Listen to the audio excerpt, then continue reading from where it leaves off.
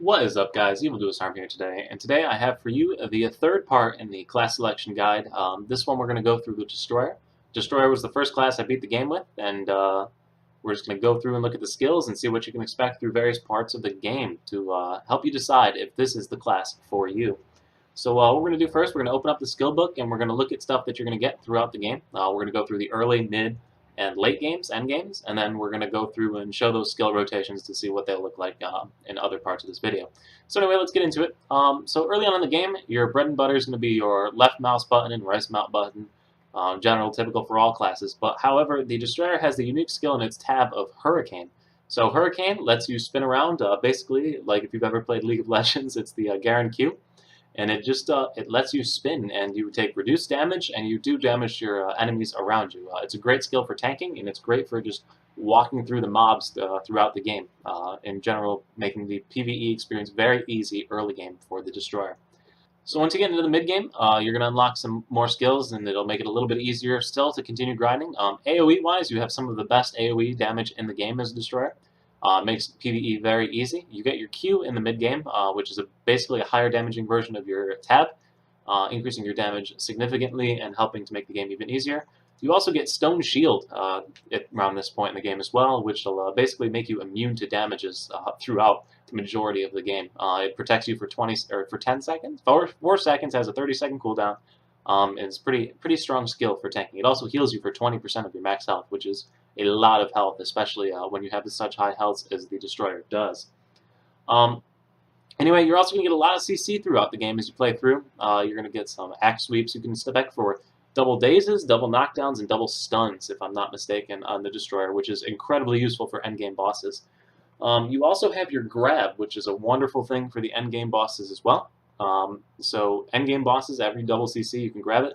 A lot of people don't like the grab on the bosses, but for the bosses leading up to the final boss, it's incredibly useful. It basically lets your team just 100-0 the boss during the time that you're holding it, which is spectacular.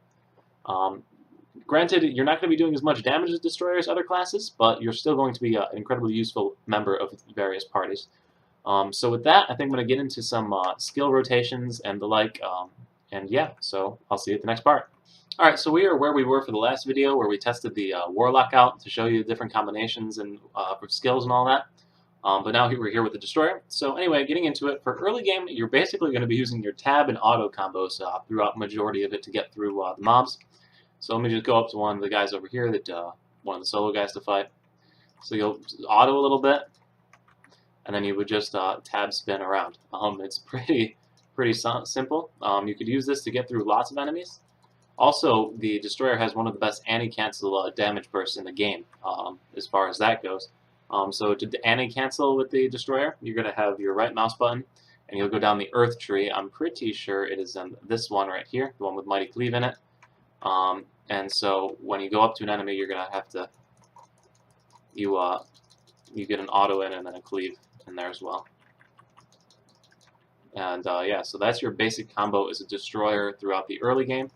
You saw right there I had the grab, so once you stun an enemy, or get them with some CC or something, you can use your grab on the enemy and pummel them, and then regain health based on the damage that you do to the enemy while you're pummeling it.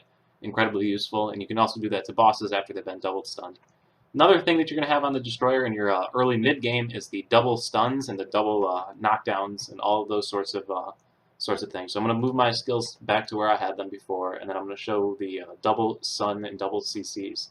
So you have your kick and your 4, your axe sweep and your kick, which is on Z, I believe, yes. Right now I have it spec'd for taunting, but you can spec it back in for knockdown.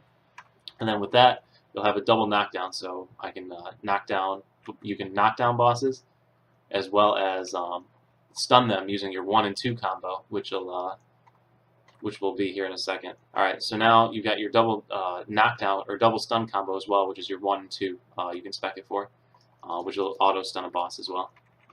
So, after you get into your late game here, nothing really changes. You just spend your points to better your damages or to add more features to your skills that you already have. So if you didn't have enough for double stuns or double knockdowns and spec all your stats, this is the point where you would be doing it in the late game. But for the most part, the Destroyer is just a go in there and delete people kind of class. It's not afraid to fight, and it always goes head front. There's no stealth or no gimmicks or anything. It just runs in and fights. Another thing I forgot to show is the iframe on him. So you only have one. Well, that was your shield on V, so we'll go through the shield first. Your shield heals you for 20% of your health when you use it, and it also blocks all frontal attacks for 4 seconds. It's a great skill to have, and then you can spec it for shorter cooldowns and less defense time, and yeah. But anyway, so now your only iframe on the Destroyer, which kind of stinks, is your C, which is it's this kind of move right here, and if you block something with it, you get to launch them in the air, as you saw me do right there. So it's not the greatest iframe, but there are worse. So anyway, one more thing that I forgot to show you is your is the E, which is like an ultimate kind of damagey thing. You can spec it into Fury, which basically makes you crit and destroy things as fast as you possibly can. Or you can spec it into Persistence, which basically makes you unkillable for a certain amount of time. I think it's 6 seconds of Fury and it's 5 seconds of Persistence. So you can have 6 seconds of deleting things, or you can have 5 seconds of invincibility. It's your pick on that, on the Destroyer, and it's an incredibly beneficial skill in PvP and PvE alike. Persistence gives you iframes that you desperately need for PvE, and the damage bonus on Fury is spectacular. So with that, we've gone through the basic skills on the Destroyer, and so now we're going to get into the Endgame Dungeon. So I'm going to load into a dungeon real quick to show you how those look. Alright, so we're in on the final boss here, and the basic idea behind the Destroyer is that you're going to do some DPS, and then you're going to hit both of your CCs to get a grab so your team can do the DPS on the boss. There's a lot of bosses that you don't want to be the one to grab it. You also don't want to throw it up like I just did right there. That was bad on my part. But anyway, the general idea is that you do the damage, then you get some CC in there for your team. So once again, I'll double CC it while it's on its phase there, where I was trying to kill the team. And generally just trying to keep the whole team alive through your CCs and through your intelligent grabbing of the bosses. You definitely don't want to be doing that to the boss where you throw it up in the air like that. But anyways, you saw we burned through the boss very easily with very little damage taken to our team because it was CC'd a large portion of the time. So it's a major feature of the Destroyer, and that's basically what your endgame looks like. You're a support for others to be able to DPS, as well as doing some damage in between your CC times. So anyway, guys, I hope you found this useful. Thanks for watching. I hope it helps you decide whether or not you want to play the Destroyer. If it did help you, then please leave a like and subscribe, and I'll see you at the next video. Thanks for watching, guys. Peace.